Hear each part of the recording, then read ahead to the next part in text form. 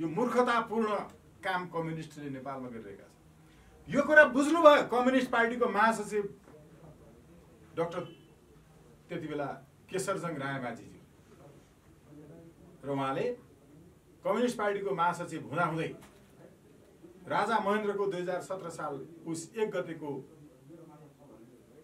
कदमलाई साँच्चै कम्युनिस्ट त महेन्द्र हुनुहुँदो रहेछ भनेर अनि स्वीकार गर्नुभयो राजा महेन्द्रको कदमलाई। मलाई थाहा छ नि कांग्रेसका पुराना साथीहरू तपाईहरु भन्नुस् त कम्युनिस्ट र राजाको साठगाँठ छ भनेर तपाईहरुले आरोप लानु भएको हो कि हैन? स्वागत नेपाल छ यहाँ साक्षी। हामी विद्यार्थी ज्ञान गुण लिनका लागि भित्रभित्रै सिक्ने बुझ्ने काम गरिरहेका थियौं। कांग्रेसले कम्युनिस्टलाई लगाउने आरोप एउटै थियो, कम्युनिस्टहरू राजावादी हुन्। साठगाँठ उहाँहरूको विवाहको सम्बन्ध पनि लगभग भारदारी नातागोता भएकाहरूसँग कम्युनिस्टहरूको थियो। उदाहरण दिनुहुन्छ।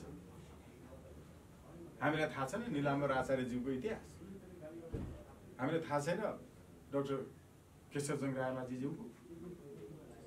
कम्युनिस्ट हुने बहुदलवादी हुने यो नेपालमा सारा नेपाली र नेपालका कम्युनिस्ट कार्यकर्ताहरूलाई भ्रम छरिएको छ। आजै मुक्त हुनुस्, कम्युनिस्ट बहुदलवादी हुन सक्दैन। उहाँहरूको सिद्धान्तले यो दिँदैन। कम्युनिस्ट भनेको के हो? सर्वहारा वर्गको अधिनायकत्व। यो कम्युनिस्ट तपाईले जेसुकै आएर लेखेर हुन्छ। अब कम्युनिस्ट भनेको नेकपा एमाले हुने अनि भोट राप्रपालाई हालेनौ भने पार्टी सदस्यताबाट खारेज गरिदिन्छु भनेर खारेज गरिदिएको होइन र केपी ओलीज्यूले राम्रै गर्नुभयो। त्यति त हो थियो, तर एमालेलाई भोट हालेन भनेर राप्रपाको सदस्यता खारेज गर्ने पनि त यो देशमा राजावादीहरू भयो। जे भयो भयो। त्यति बेला चुनावका लागि गरेका थियौं। चुनावका लागि जे पनि गर्न मिल्छ भन्छ कसैले भने यदि चुनावका लागि मात्रै हो भने तपाईले राजनीति गर्नुभएको थिएन, तपाईले राजनीतिक वेश्यावृत्ति गर्नुभएको थियो। It was purely the political prostitution. राजनीतिक वेश्यावृत्ति थियो। त्यो राजनीतिक वेश्यावृत्तिबाट देशलाई बाहिर निकाल्नु पर्नेछ। अब बोल्न पाइन्न भनेको सुन्दैछ साथीहरु। राजाको समयमा 5 चोटि पक्राउ पर्ने मै हो त, मै हो। तर मैले जे कुराहरू बोलेको थिएँ, पक्राउ परेको फेरि भात खाँदै गरेका बाबुआमाका किरिया बसेका मान्छेलाई मासु कोच्याएर होइन नि। पक्राउ परेको विद्यार्थीलाई पढाइ हुँदै गरेका शिक्षकहरूलाई काटेर होइन नि। पक्राउ परेको तिम्रो जस्ता अपराध गरेर होइन। एक दुईवटा कुराहरू भनेको थिए। त्यति बेला भनेका कुराहरू तत्कालीन अवस्थामा युवाहरूका कुराहरू थिए। ती युवाका कुरा के थिए भने गाँजा खेती गर्नुपर्छ, छुट दिनुपर्छ, नेपालले पैसा कमाउनुपर्छ, एयरपोर्टमा सुन ल्याउनेलाई पक्राउ गर्ने होइन, स्विजरल्यान्डले जस्तो स्वागत गर्नुपर्छ, स्विजरल्यान्ड जस्तो हुनु पर्यो नेपाल। यी कुराहरू थिए। प्रशासनका मान्छेहरूले बडा महारानी ऐश्वर्या राजलक्ष्मी देवी शाहको त्यति बेला लेखिएको कविता मैले तत्कालीन भनेको स्वर्गीय बडा महारानी, आकाश र धरती बीचको पहिरो हटाइदेऊ तिमी भन्ने कविता छ। शान्तिको ध्वनि छर्दै जाऊ भन्ने शीर्षकको कविता। त्यो आकाश र धरतीको बीचमा कालो बादल जस्तो राजा र जनताको बीचमा केही काला बादलहरू थिए। त्यो बादल फाट्ने गरिकनको अबको राजाको उपस्थिति हुनेछ। अब किनकि हिजो कहाँ बादलहरू थिए त्यसको पनि राम्रोसँग मूल्याङ्कन भएको छ अहिले राजाबाट। हामीले चाहेको भन्न खोजेको यो हो। यसैले त्यो बोल्न पाइन्न भन्नेहरूले बोल्न पाउने बेलामा के बोले? यिनले के बोले?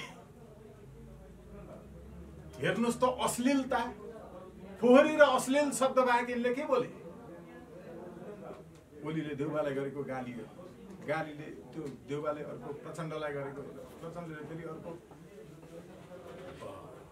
यो बाहेक अरू यिनीहरूले बोलेको एउटै मात्रै कुरा बोले उसले चाहिँ यति लुट्यो मैले चाहिँ लुट्न नपाउने यो मात्रै बोले संसदमा हेर्नुहोस् बोल्न पाउने स्वतन्त्रतामा के बोले उसले पनि त हत्या गरेकै थियो नि 28 सालमा मैले मान्छे काट्न नपाउने यो बोले यिनीहरूले बोले अरूहरूले ठग्न पाउने मैले ठग्न नपाउने यो स्वतन्त्रताले यही दियो अरूले जनताको पैसा यति ठग्न पाउने मैले चाहिँ नपाउने म मात्रै दुधले नुहाउनु पर्ने यिनीहरूले संसदमा यही बोले यही बोल्नका लागि थियो लोकतन्त्र बोल्न पाउने स्वतन्त्रता बोल्न पाउने स्वतन्त्रता पञ्चायत कालमा जस्तो विद्यार्थीले के बोल्न पाउँथे एनडीएफ भन्ने थियो नेशनल डेभलपमेन्ट फन्ड ब्याचलर पढ्दै गर्ने साथीहरूलाई सरकारले अहिले हामी रिसर्च गराउँछौँ नि प्रोजेक्ट वर्क त्यो प्रोजेक्ट वर्क जस्तो अलिकति पैसा दिएर 6 महिना गाउँमा जाऊ गाउँमा गएर तिमीलाई के भन्न मन लाग्छ सरकारलाई त्यहाँ रिसर्च गरेर फर्केर आएर हामीले देऊ अनि योजना आयोगले त्यही एनडीएफ मार्फत विद्यार्थीलाई दिएको केही थोरै खर्चबाट अनि जति उसको फाइन्डिङ हुन्थ्यो रिसर्चको त्यसलाई राखेर योजना आयोगले योजना बनाउँथ्यो त्यो भयो त बोल्न पाउने सरकारमा यो गर्नुपर्छ यसो गर्नुपर्छ युवाका भावना यी छन् अहिले बोल्न पाउने मान्छेलाई विवाह गरेको भोलिपल्टै श्रीमतीसँग श्रीमानले राम्रो अनुहार पनि हेर्न नपाई श्रीमानको अनुहार श्रीमतीले हेर्न नपाई बेचिदिए विदेशतिर यो युवा बेचुवा व्यवस्था अनि युवाहरू रमाउला साइली 40 कटेसी भन्दै उता लाग्ने यता घरमा त्यसै कति बिते मेरा चिसा चिसा रातिहरू भन्दै सिरानी भिजाएर हाम्रा चेलीबेटीहरू रोइरहने अनि बाकसमा भरिएर आउनु पर्ने यिनले विदेशबाट बाकसमा भरेर आएका लासमा पनि ट्याक्स उठाएर खाए यस्तो दारुण चित्र पृथ्वीमा कहीँ यिनको स्वतन्त्रता यही थियो अब म सबै देशभरिका युवा साथीहरूलाई कृपया तपाईं साँचो तपाईंको प्रेमीलाई माया गर्नुहुन्छ भने युवा भन्नाले महिला पनि हुन्छ पुरुष पनि हुन्छ युवक पुरुष हुन्छ युवती महिला युवक र युवतीको साझा नाउन युवा युथ म देशभरिका युवा साथीहरूलाई भन्न चाहन्छु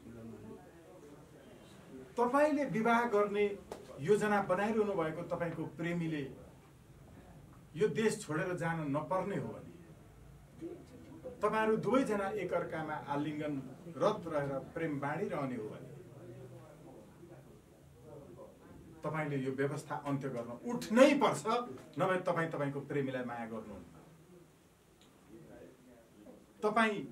तपाईको प्रेमिकालाई साँच्चै माया गर्नुहुन्छ भने तपाईले यो व्यवस्था ढाल्नै पर्छ नभए तपाई प्रेम भनेर धोखा दिइरहनु भएको छ प्रष्ट हो किनकि तपाईको जोडीलाई यो व्यवस्थाले फुटाइदियो तपाईको जोडीलाई यो व्यवस्थाले छुटाइदियो तपाईका बुवा आमाहरू जो डाँडामाथिका घामजुन बनिसक्नु भएको थियो मर्ने बेलामा पनि तपाईले अनुहार हेर्न नपाउने बनाइदियो मर्ने बेलामा आफ्ना छोरा बुहारी छोरीहरूका अनुहार हेर्न चाहने आमाहरूले अनुहार हेर्न नपाइकन अस्ताउनु पर्यो देशैभरिका युवा साथीहरू प्रेमी साथीहरू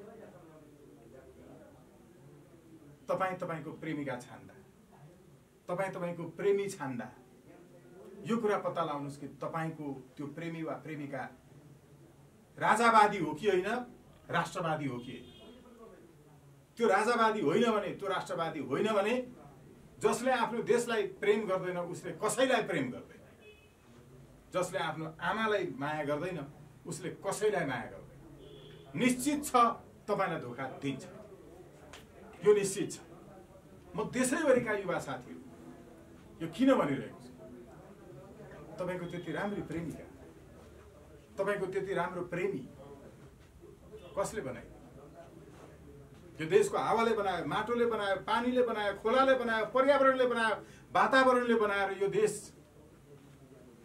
जनता र राजा मिलेर बनाए। त्यसलाई यिनीहरूले भत्काए, बिगारे, ध्वस्त गरे। आज पनि राजा पञ्चायत व्यवस्था भइरहेको भए यिनीहरूले बेचेर खाएका दर्जनौं उद्योग धन्दाहरू बिक्री हुँदैन थिए। तपाईको प्रेमी यही हुनुहुन्थ्यो नेपालमा। हो, पढ्न जानुहुन्थ्यो, अध्ययन गर्नुहुन्थ्यो, टुरिस्ट बनेर जानुहुन्थ्यो। तर छुटाइदियो यो व्यवस्था। म विनम्रतापूर्वक देशैभरिका युवा साथी, हाम्रो शाही युवा शक्तिले भोलि मोटरसाइकल र्याली नारायणटी दरबारसम्म गर्दैछ। यो सामाखुसीबाट सुरु हुँदैछ। यो शाही युवा शक्तिको मात्र होइन, यो